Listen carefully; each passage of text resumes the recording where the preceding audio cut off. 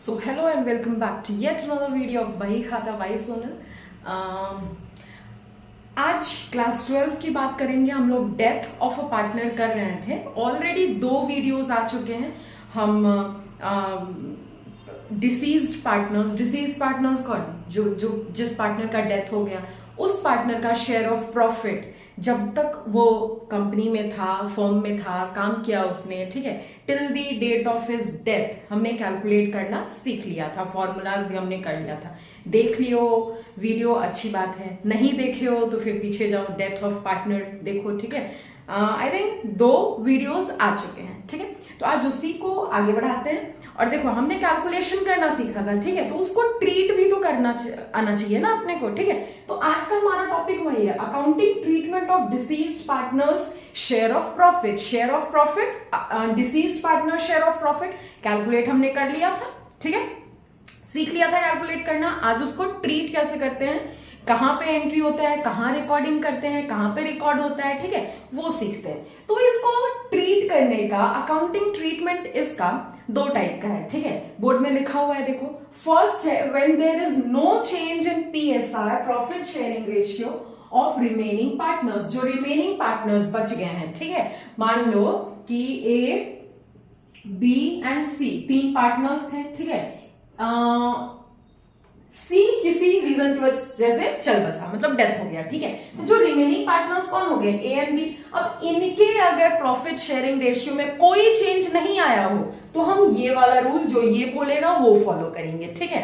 और सेकंड है when remaining partners PSR, profit sharing ratio changes, जब ए और बी जो रिमेनिंग पार्टनर्स हैं सी के मर जाने के बाद, ठीक है, जो ए एंड बी बच गए उनके प्रॉफिट शेयरिंग रेशियो में कुछ चेंजेस आते हैं, तो जो भी ये रूल बोलेगा वो फॉलो करेंगे, ठीक है। तो अभी इसको मिटाते हैं और रूल लिखते हैं। अब देखो रूल क्या बोलता है, इसका रूल बोलता है, ये दोनों अलग, ठीक है। इसका रूल बोलता है कि जर्नल एंट्री पास करो। कौन सा जर्नल एंट्री पास करो, profit and loss suspense account बनाओ, ठीक है। P&L suspense account, debit to deceased partners capital account, ठीक है।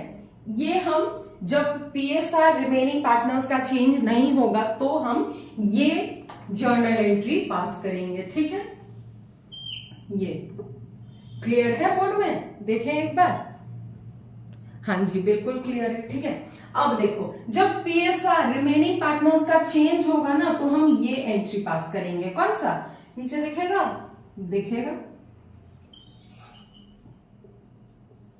Gaining partners capital account, debit to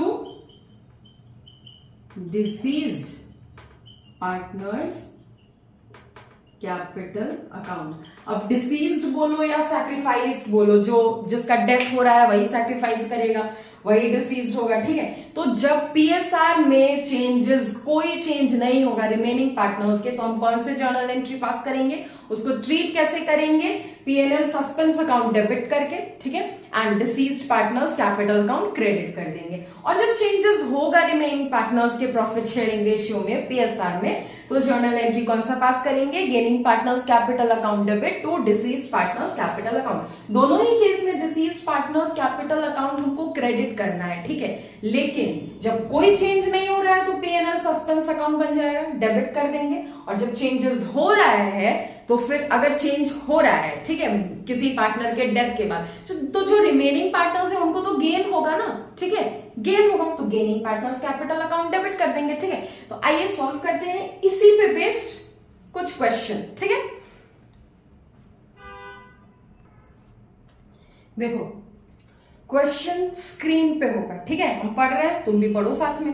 A, B and C are equal partners in a firm whose books are closed on March 31st each year. 3 partner है A, B and C, books close होता है 31 मार्च को as usual, ठीक है।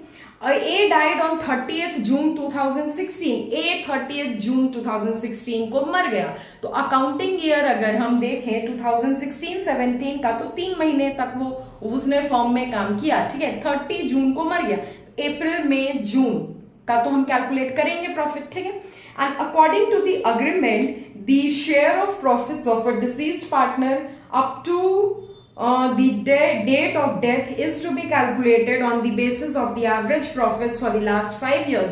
Average profit के basis पे हमको calculate करना है profit of deceased partner. The net profits for the last 5 years have been 11-12 का 14,000, 12-13 18,000, 13-14 16,000, 14-15 10,000 का लॉस हुआ, 15-16 16,000, ठीक है। 5 साल का प्रॉफिट एंड लॉस दिया हुआ है। एवरेज प्रॉफिट हम कैलकुलेट कर लेंगे। Calculate as share of profits up to the date of death and pass necessary journal entry. Journal entry भी पास करना है। 2 केसेस हैं, ठीक है, दोनों ही केसेस हैं जो अभी हमने सॉल्व किया। B and C decided not to change in their future profit sharing ratio and B and C decided to share future profits in the ratio 3:2, ठीक है। दोनों ही केस है। चलो सॉल्व करते हैं। पहले तो कैलकुलेट करते हैं एवरेज प्रॉफिट, ठीक है। तो एवरेज प्रॉफिट कैलकुलेट करते हैं पहले, सॉल्यूशन, ठीक है। अब देखो एवरेज प्रॉफिट ऑफ 5 years है ना, last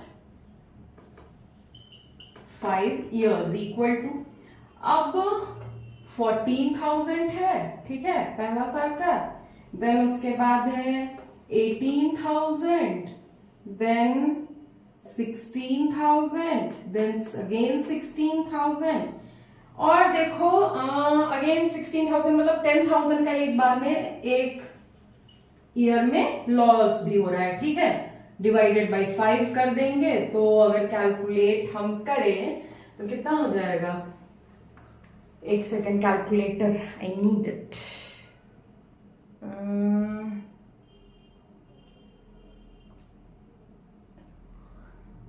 14,000 plus 18,000 plus 16,000 plus again 16,000 minus 10,000.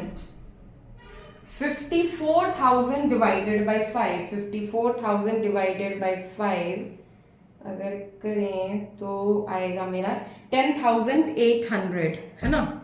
ये तो पूरा प्लस माइनस करके 54,000 आया, डिवाइडेड बाय 5 अगर करें तो 10,800 आएगा, ठीक है, इतना आया। नाउ हमको कैलकुलेट करना है एज शेयर ऑफ प्रॉफिट भी कैलकुलेट करना है, ठीक है। तो एज शेयर ऑफ प्रॉफिट अगर कैलकुलेट करें, एज शेयर ऑफ प्रॉफिट तो क्या हो जाएगा, एवरेज प्रॉफिट। एवरेज प्रॉफिट हमने कितना कैलकुलेट किया, 10,800 इनटू उसका शेयर ऑफ प्रॉफिट। तो इक्वल पार्टनर्स थे ना, 1:1 का रेशियो था, ठीक है। तो कितना हो जाएगा 1/3 इनटू जब तक वो फर्म में रहा उस पर्टिकुलर अकाउंटिंग पीरियड में। तो अगर 16-17 का बात करें तो डेथ हो रहा है एक 30 जून को, अप्रैल मई जून 3 महीना तो काम किया, 30 जून को लास्ट जून में डेथ हो रहा है ना, पूरा जून तो उसने काम किया, ठीक है। तो 3/12 हो जाएगा। अब इसको अगेन सॉल्व करेंगे हम, तो 3 कैंसिल। नाउ इसको कैलकुलेट करो, देखो कोई रिस्क नहीं लेना चाहते हैं, ठीक है, बिना कैलकुलेटर के कैलकुलेट करके 900 आ गया आपका 900। नाउ ये अमाउंट है as share of profit, deceased partner share of profit. अब हमको जर्नल एंट्री भी पास करना है। 2 केस है, B and C decided not to change in their profit sharing ratio and second है B and C decided to share future profit in the ratio 3:2। इसको रब करते हैं और अब जर्नल एंट्री पास करते हैं। तब तक ये कॉपी करो जल्दी। अब देखो जर्नल एंट्री पास करना है जब रिमेनिंग पार्टनर्स बी एंड सी, जो बी एंड सी के प्रॉफिट शेयरिंग रेशियो में कोई चेंज नहीं हो रहा है। तो केस 1 का, यार इसको क्या हो जाता है बार बार, केस 1 का जर्नल एंट्री हो जाएगा P&L सस्पेंस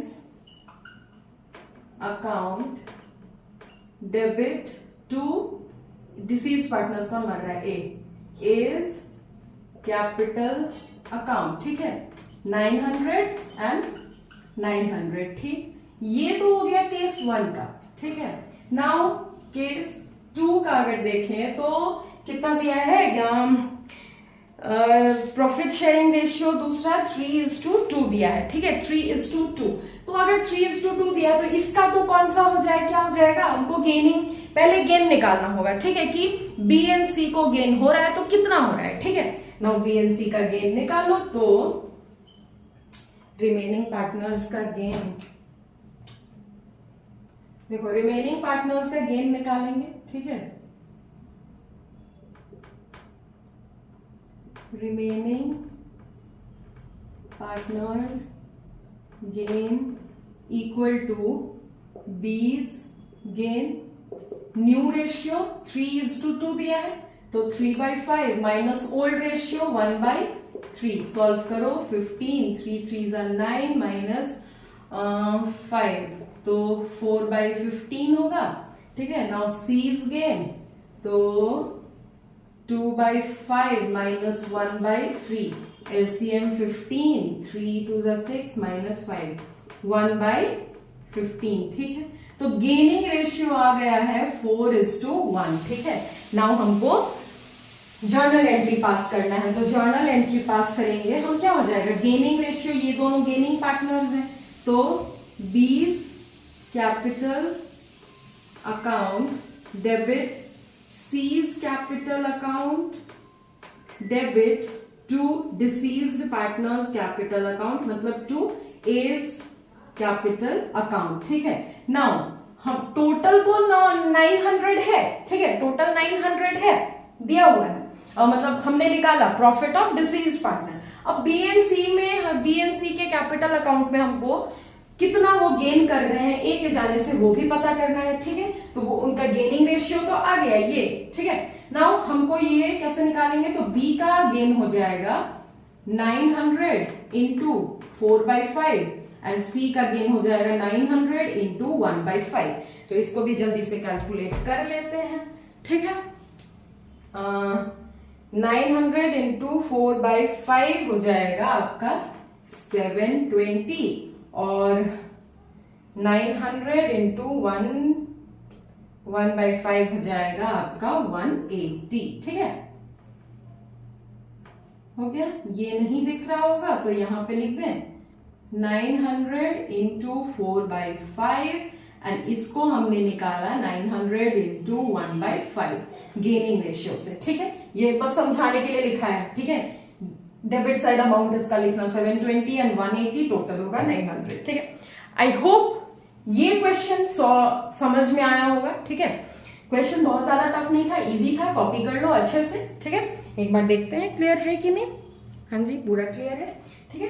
तो इसी तरह से सॉल्व करते रहो क्वेश्चन। कुछ डाउट हुआ तो you are free to ask, I always say, but you guys never ask why, I can't understand. बता दिया करो यार, पूछ लिया करो, मेरे को भी अच्छा लग जाएगा, ठीक है।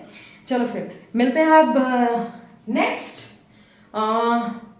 अभी डेथ चलेगा, ठीक है, मतलब डेथ चलेगा मतलब चैप्टर ये चलेगा, ठीक है। मिलते हैं अब कल with some new topic of the chapter and new question, ठीक है। till then क्लास 12 में आप नए हो, इधर हम नए हैं, तो साथ मिलकर बढ़ते हैं, पढ़ते हैं, सीखते हैं, समझते हैं और एंजॉय करते हैं अपने जर्नी को। चलो बाय।